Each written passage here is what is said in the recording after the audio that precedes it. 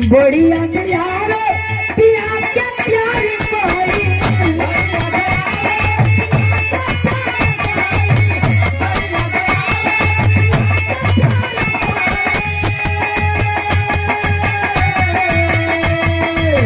रतिया रतिया पहाड़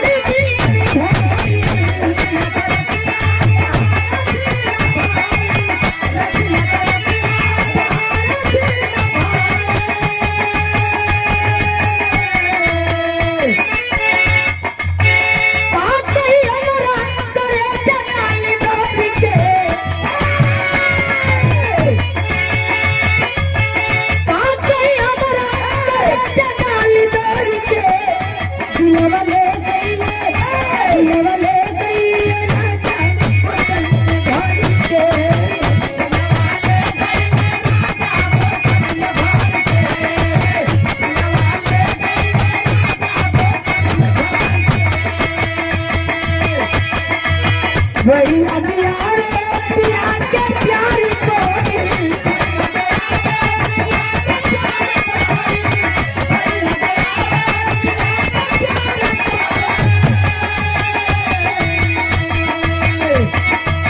रतिया रतिया पहाड़ दी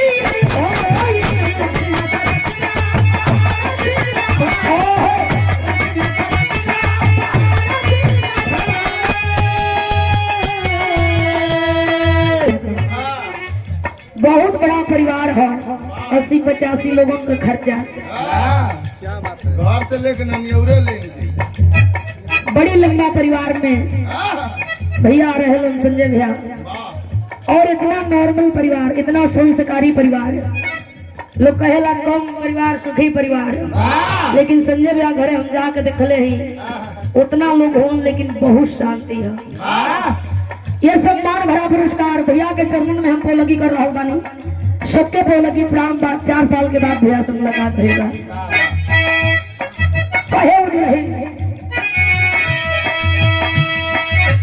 सरदी में तमन्ना तलवला पे बजाती झुमकता रहे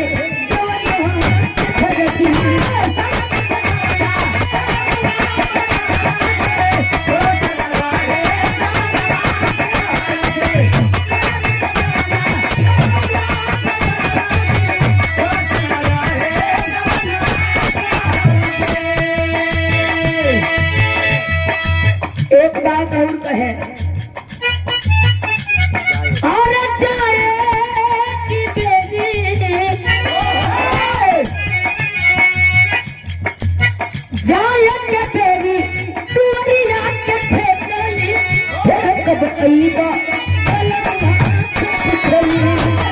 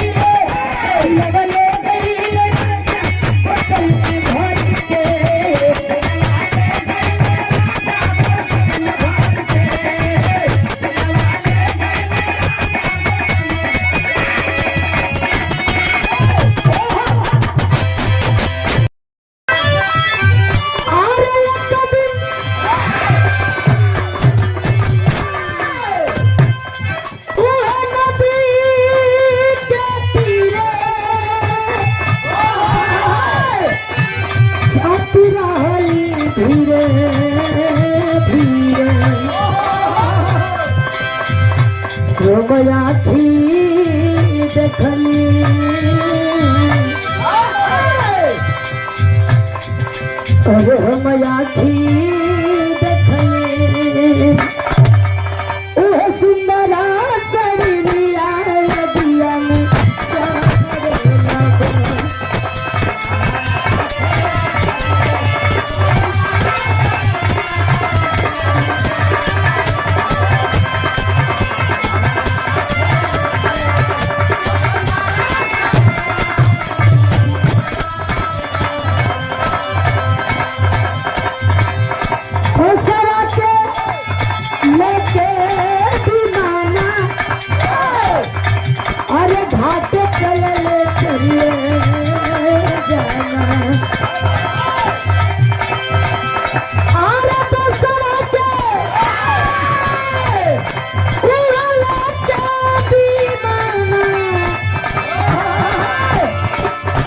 घाट चलले करिए जाना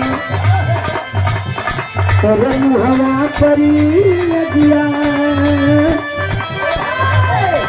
रंग हवा परी